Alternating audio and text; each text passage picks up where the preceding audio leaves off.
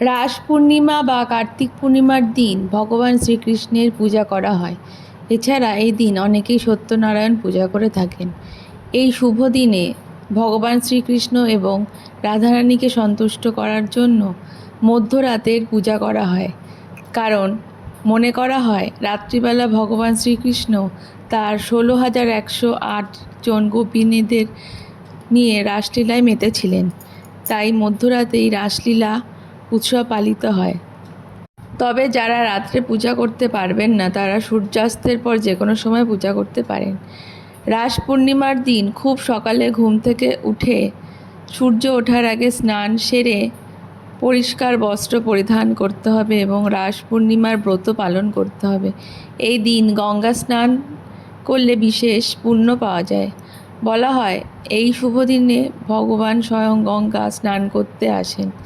এই কারণে অনেকেই এই দিন গঙ্গার ঘাটে প্রদীপ প্রজ্বলন করেন। সন্ধ্যাবেলা শ্রীকৃষ্ণের উদ্দেশ্যে একটি প্রদীপ নিবেদন করতে হবে। এতে আপনারা ভগবান শ্রীকৃষ্ণের বিশেষ কৃপা পাবেন। নিজের গৃহে কৃষ্ণ নাম অবশ্যই স্মরণ করবেন। স্নান সেরে অবশ্যই গঙ্গাজল মাথায় ছেটাবেন। এই দিন স্নান করার পর প্রথমে সূর্যদেবকে অর্ঘ্য নিবেদন করবেন। তারপর তুলসী তলায় অর্ঘ্য নিবেদন করে 7 বার তুলসী মন্দির বা মঞ্চকে পরিক্রমা করবেন। রাস পূর্ণিমার দিন ভগবান শ্রীকৃষ্ণের পূজার জন্য ফুল, তুলসী পাতা, শ্বেতচন্দন নিয়ে ষোড়শ উপচারে কিছু নৈবেদ্য অর্পণ করে তার পূজা করতে হবে। পূজা যখন করবেন সন্ধ্যাবেলায় শুদ্ধ বস্ত্র পরে মনকে শুদ্ধ করে পূজার আসনে বসবেন এবং তুলসী পাতা এবং ফুলগুলিতে চন্দন মাখিয়ে নেবেন। এই তুলসী পাতার দুপিঠে চন্দন লাগিয়ে সেটি শ্রীকৃষ্ণের চরণে নিবেদন করবেন আর তার সাথে সাথে রাধারানীর হাতে সেটি নিবেদন করবেন। বাড়িতে যদি ছোট গোপাল থাকে তাহলে সেই গোপালের চরণেও এই চন্দন মেশানো তুলসী পাতা দিতে হবে।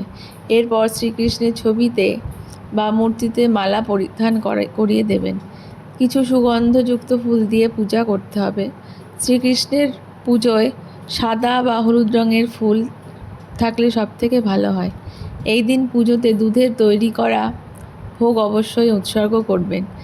দুধের মিষ্টান্ন, বিভিন্ন ধরনের ভোগ, পায়েস ইত্যাদি শ্রীকৃষ্ণের নাম জপ করতে করতে তাকে উৎসর্গ করবেন।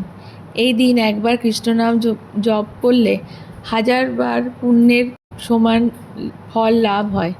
এই দিন শ্রীকৃষ্ণের অষ্টোত্তর শতনাম পাঠ করলে বিশেষ সুফল পাবেন। এই দিন রাধাকৃষ্ণের প্রতিমার সামনে 2টি ঘিয়ের প্রদীপ প্রজ্বলন করে ওং ভগবতে বাসুদেবায় নমঃ এই মন্ত্রটি 108 বার জপ করবেন। যদি 108 বার না পারেন অন্তত 21 বার জপ করুন। এই দিন সাদা মিষ্টি শ্রীকৃষ্ণের নামে উৎসর্গ করবেন। এই দিন গীতার 8টা শ্লোক পাঠ করলে বাড়িতে শুভ সময় শুরু হওয়ার সম্ভাবনা বৃদ্ধি পায়। সন্ধ্যাবেলা পাঠ করলে খুব উপকারী হবে। সন্ধ্যাবেলায় তুলসী মঞ্চে ঘিয়ের প্রদীপ জ্বালাবেন। ঘিয়ের প্রদীপ যদি না হয় অন্তত সর্ষের তেলের প্রদীপ জ্বালাবেন, কিন্তু প্রদীপটি যদি মাটির তৈরি হয় তাহলে সবথেকে ভালো হয়। এই ঘরোয়া নিয়মগুলি পালন করে দেখুন, আপনি জীবনে অবশ্যই সুফল পাবেন। আর কি করে সূর্য দেবতাকে জল অর্ঘ্য নিবেদন করবেন তা আমাদের চ্যানেলে ডিটেলসে দেওয়া আছে, সেগুলি এই ডেসক্রিপশন লিঙ্কে দিয়ে দেওয়া হবে। আর আমাদের ভিডিও কেমন লাগছে তা অবশ্যই কমেন্ট করে জানাবেন। চ্যানেলটিকে অবশ্যই সাবস্ক্রাইব করে দেবেন। ধন্যবাদ।